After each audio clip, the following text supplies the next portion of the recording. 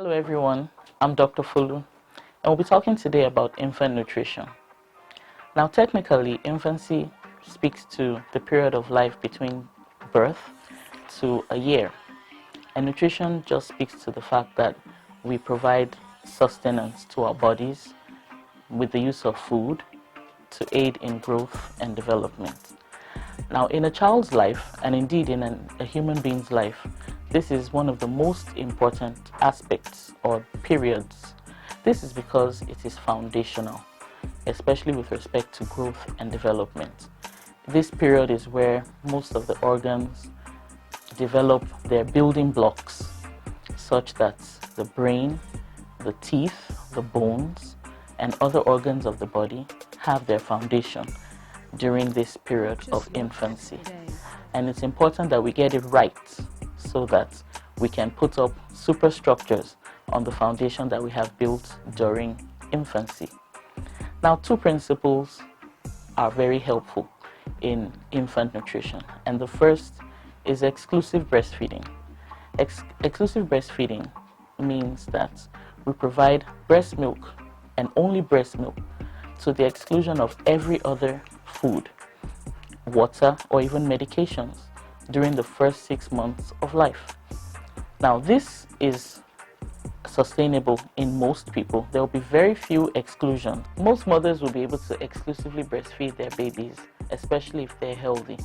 There will be a few exclusions or exceptions, which we'll be able to discuss at a later date. Now, the second concept that is very important for us to understand in infant nutrition is that of complementary feeding. And complementary feeding begins from 6 months, when the family's normal diet is introduced to the child. It's important that complementary feeding contains a variety of foods, not just to restrict the child to a single food type.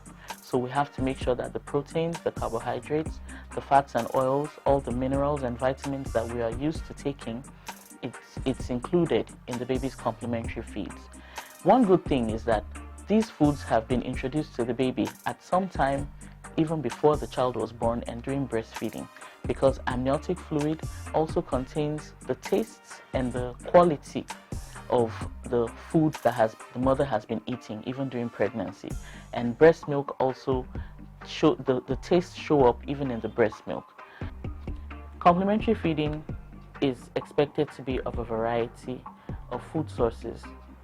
So it must include proteins, carbohydrates, vitamins, minerals, all the food groups that are contained in the normal family's diet.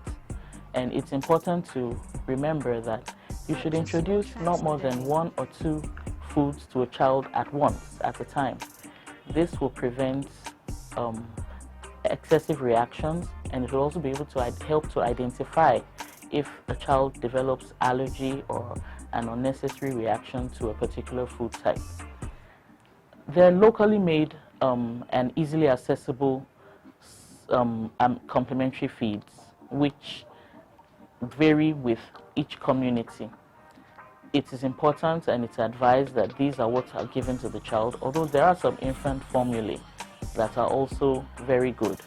But the locally made and easily accessible ones ensure sustainability, and this is what we should try to introduce to the children first. Some communities have taboos, which will limit the access of a child to particular food groups. This may be harmful. If you are aware or you know of a taboo in your community, discuss this with your healthcare provider so that you don't limit your child's access to very important nutrients. Finally, infant nutrition is extremely important for a child's development, and we just have to get it right. Thank you.